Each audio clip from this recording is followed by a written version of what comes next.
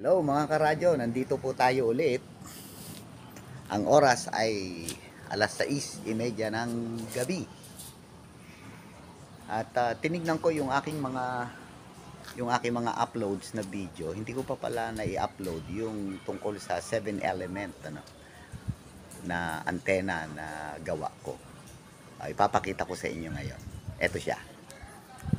Ayan. Okay. So ayan yung 7-element long boomer antenna. Sa mga pangkaraniwang 7-element,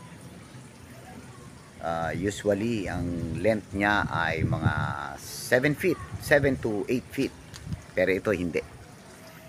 Ang long boomer ng 7-element na ginagawa ko ay more than 10 feet ang haba. 10.5 feet. Ayun. Bakit 10.5 feet? Teka, nalaglag yung papel ko. Yun.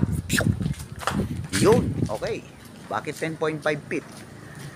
Eh, kasi yun ang lumabas sa ating software. Sa ating software. Ang ginamit ko na software dito ay Yagi CAD 6.6.2.6 na version.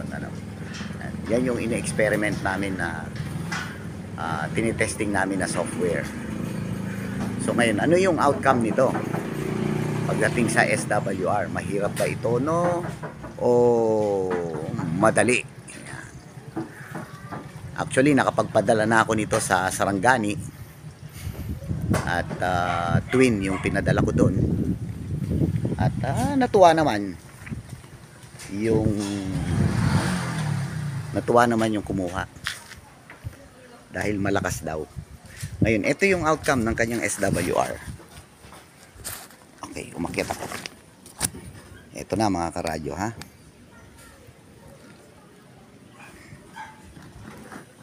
Okay, punta tayo dito. So ayan ang SWR niya. Yan ang SWR niya mga karadyo. Ayan. So bakit ganun? Ayan, yung 1.4 medyo ay yung yung 144 MHz is 1.3. Pero tignan niyo yung frequency response niya kung gaano kahaba.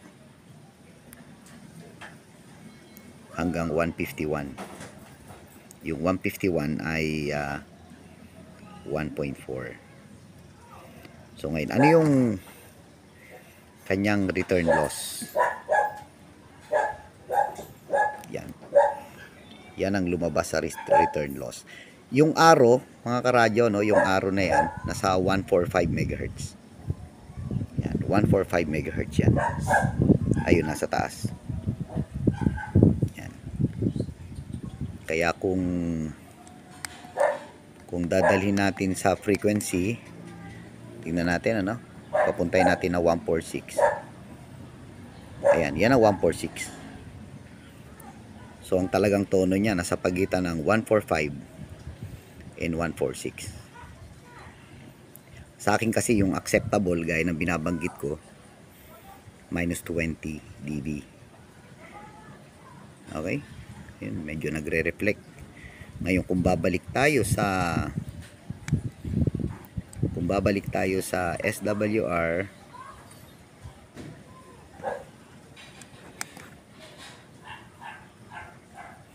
ayan ang SWR niya. So 144 is 143. Tapos bumaba ng flat 1, umakyat ng 1.2,